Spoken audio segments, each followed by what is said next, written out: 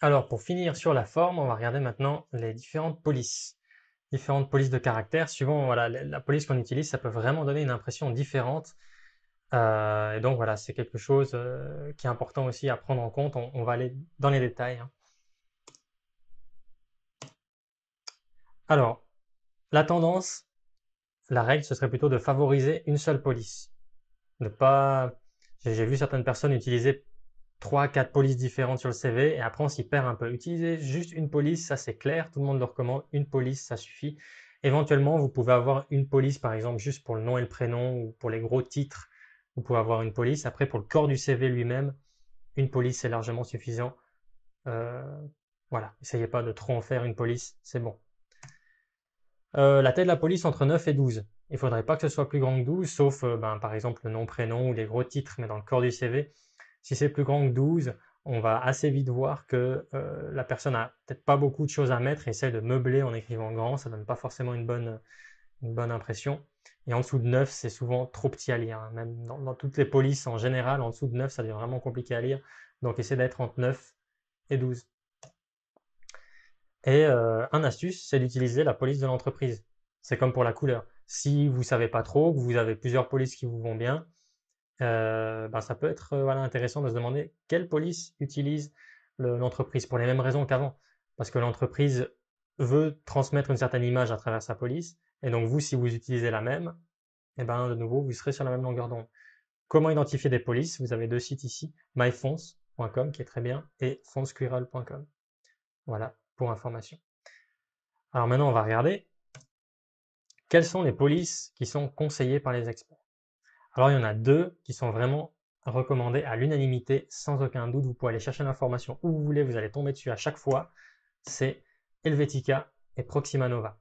Proxima Nova, pour information, c'est la police que j'ai sur mon CV, c'est la police qu'il y a sur toutes les selles actuellement, et c'est la police avec laquelle j'ai fait vos PDF. C'est vraiment une police que moi j'ai pris, et c'est ma police préférée. Bon, elle est payante, mais franchement, je trouve qu'elle vaut la peine. Et ensuite, en dessous, vous avez les autres polices qui sont recommandées de manière générale.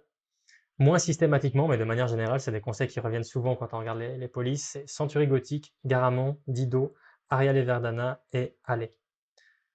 Voilà. Alors on va regarder dans le détail. Ouais, juste avant, maintenant, on va regarder les polices à ne pas utiliser. Alors ces polices-là, moi j'ai fait comme avec les couleurs, j'ai refait mon CV à chaque fois avec les polices différentes et je vais vous les commenter à chaque fois. Mais juste avant ça, on va regarder les polices à éviter. Parce que certaines personnes essaient d'être originales avec des polices, et puis ça peut être un peu, voilà, disons, on peut facilement rater ça.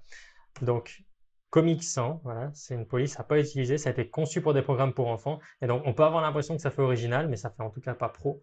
Donc c'est une police à éviter, et ce genre de police-là, un peu genre écrit à la main, c'est de manière générale, ça donnera pas une bonne image. Time New Roman, c'est une police qui a par défaut sur Word, par exemple. Et vu que c'est par défaut, ça veut simplement dire que vous n'avez pas réfléchi à la police, ça n'a pas été travaillé, donc ça peut donner une mauvaise image. Voilà, ce serait l'équivalent de venir à l'entretien en survêtement. On fait pas attention à ce qu'on porte et on vient. Là, c'est la même chose, on fait pas attention à la police, on met la police par défaut, on écrit le CV et puis c'est tout. Voilà, donc moi je vous conseille de ne pas utiliser cette police-là, même si fondamentalement elle est assez jolie, essayez de faire plus original que ça. Calibri, pareil, jolie police, mais police par défaut, donc évitez cette police-là. Zapfino, j'ai vu quelques personnes qui ont essayé d'utiliser cette police-là, ou ce genre de police-là, style écrit à la main, un peu distingué. C'est pas un faire-part de mariage, le CV, donc essayez de vraiment faire sérieux. C'est peut-être possible d'utiliser ça de nouveau pour un titre, peut-être pour le nom, prénom, ou juste pour quelques petites choses sur le CV, mais de manière générale, le texte, le corps du CV, utilisez une autre police que ça. Parce qu'en plus, c'est difficilement lisible si c'est petit, en plus de ça. Et voilà, j'ai vu aussi certaines personnes essayer d'utiliser courrier.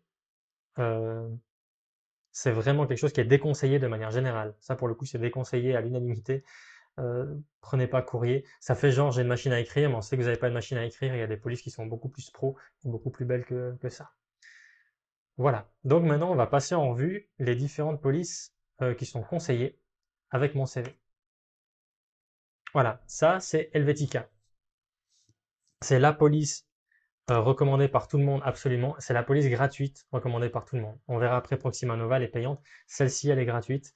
et elle est vraiment, voilà, elle est clean. Vous voyez l'image que ça donne? Ça fait clean, pro, euh, valeur sûre, Helvetica. Ça, c'est Proxima Nova. C'est la police que j'ai choisie pour mon CV. C'est la cousine d'Helvetica. Donc ça, c'est un peu la même qu'Helvetica, mais un peu plus ronde. Donc moi, je préfère. Helvetica, c'est très, très carré. C'est payant. Si vous voulez acheter cette police-là, c'est à peu près 30 euros. Vous pouvez les trouver sur des sites de police. Et personnellement, c'est ma favorite. Voilà, donc pour les deux recommandés à l'unanimité, Helvetica, Proxima Nova. Ensuite, maintenant, on va regarder d'autres polices qui sont recommandées. Century Gothic, que je trouve très, très classe aussi. Police très épurée, c'est recommandé pour les jeunes diplômés et ou les secteurs high-tech.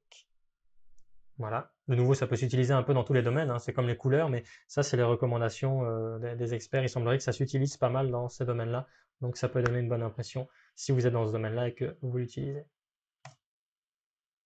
Garamond, voilà, ça donne un autre style.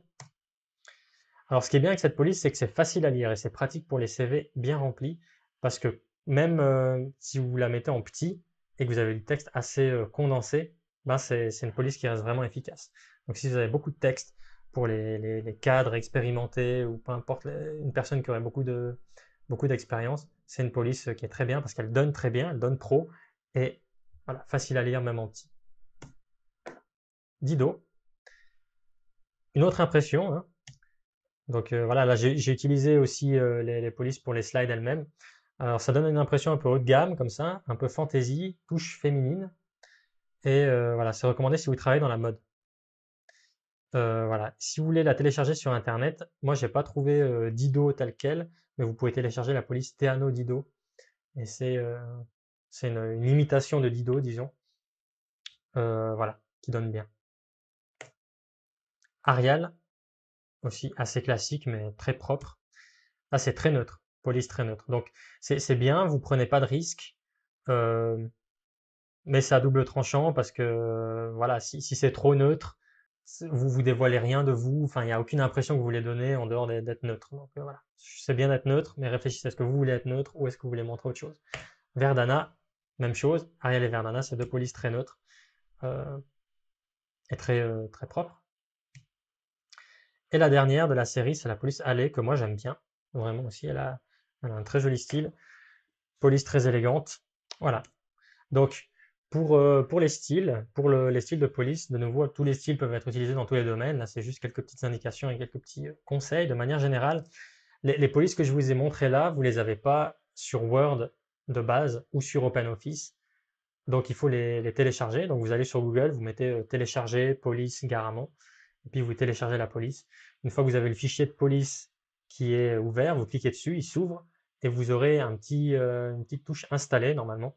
Vous cliquez sur installer, et simplement ensuite ce sera installé. Si vous avez déjà votre programme ouvert, genre Word, OpenOffice, vous devez le fermer, et ensuite quand vous le réouvrez, la police sera dedans. Voilà, si jamais comment ça se passe, c'est très très simple. Voilà, donc faites quelques tests, téléchargez quelques-unes, passez pas trop de temps à réfléchir aussi sur qu'est-ce que ça peut bien représenter voilà, vous essayez, si pour vous ça donne bien, et de nouveau quand vous posez le CV sur la table, vous êtes content de votre CV, et ben vous avez trouvé votre police. Voilà. Voilà pour la forme. Du coup, de manière générale, voilà, ce que je viens de dire sur la police, c'est valable pour la couleur, c'est valable pour le style aussi. Il faut que quand vous posiez le CV sur la table, vous soyez fier, entre guillemets, de votre CV, ou en tout cas, vous ayez confiance en votre CV. Tac, ça donne bien. Je suis content de l'image que je donne là. Et là, vous aurez trouvé le style qui vous aura convenu, la couleur et la police. Voilà. On a vu le contenu, on a vu la forme. Alors maintenant, comment est-ce qu'on fait le CV concrètement? On va voir ça dans la dernière vidéo de cette formation. Alors, à tout de suite pour la réalisation du CV.